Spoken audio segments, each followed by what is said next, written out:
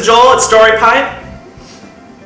This is from Associated Press, Lindsay Tanner, a medical writer. Surgery on girl raises ethical questions. In a case fraught with ethical questions, the parents of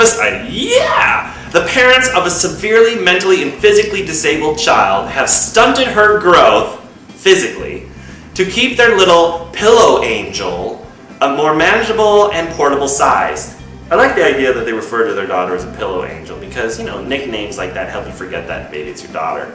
The bedridden 9-year-old girl had her uterus and breast tissue removed at a Seattle hospital, Go Seattle, and received large doses of hormones to halt her growth. She's now 4'5". Her parents say she would otherwise probably reach a normal 5'6". The case has captured attention nationwide and abroad via the internet, with some decrying the parents' actions as perverse and akin to eugenics. Now, eugenics is often associated with Hitler, right? Because the Nazi German party adopted this idea of eugenics, which was basically like, it's a seductive notion of weeding out the qualities from humankind that are negative, right? And they started with mental retardation and people who had developmental disabilities of that nature, and kind of like just, pulled them out of the gene pool, right? And if you didn't have them in the gene pool, then you didn't have any more mental retardation, or it would start to slow down. It's very seductive.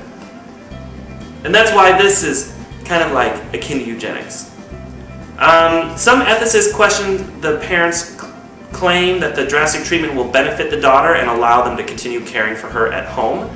University of Pennsylvania ethicist Art Kaplan said the case is troubling and reflects the slippery slope thinking among parents who believe the way to deal with my kid with permanent behavioral problems is to put them into permanent childhood. This girl's condition, we're calling her Ashley, has left her in an infant state, unable to sit up, roll over, hold a toy, or walk or talk. Her parents say she'll never get better. She is alert, startles easily, and smiles, but does not maintain eye contact, according to her parents, who call the brown-haired girl their little pillow angel.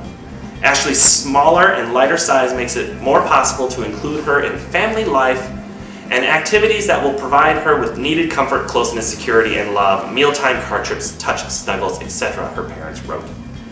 Also, Ashley's parents say keeping her small will reduce the risk of bed sores and other conditions that can afflict bedridden patients. In addition, they say preventing her from going through puberty means she won't experience the discomfort of periods or grow breasts that might develop breast cancer, which runs in the family.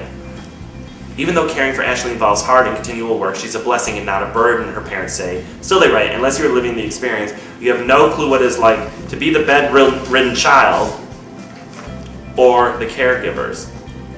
Kaplan questioned how preventing normal growth could benefit the parent. Treatment that is not for the patient's direct benefit only seems wrong to me, the ethicist said. Wow. It's kind of weird because they make a statement like you don't know what it's like for the bedridden child to be in the bed all the time. The bedridden child, the point you're trying to make is that they don't even know. Right. This gets into the question of the parents deciding that, hey, we know that we have a developmentally disabled child, but we want them to have quality of life. We want them to have life and live as long as possible. So we're going to surgically alter them so that we can keep them in an infant state, small, and port them around. Because that's better. Is it? Is it really better? And, why you want your child, but you want them different. That's the ultimate thing. You want them, but you want them different. And if you take this notion of yours that they less bed sores, that she won't go through puberty and all these kinds of things. Well, I mean, there's other problems in this world that eventually genetics might fix. I mean, Matthew Shepard died tied to a fence, beaten to death because he was gay. If his parents had the option of like changing that, then he wouldn't have ever ended up tied to a fence, beaten to death, right? Or if you're black, it's a lot easier if you weren't in America, it seems. Maybe we don't need that. We can just get rid of it. No.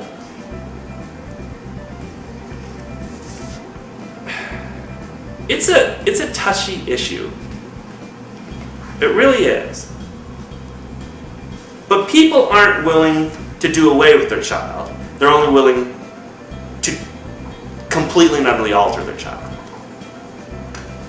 That's what I have to say.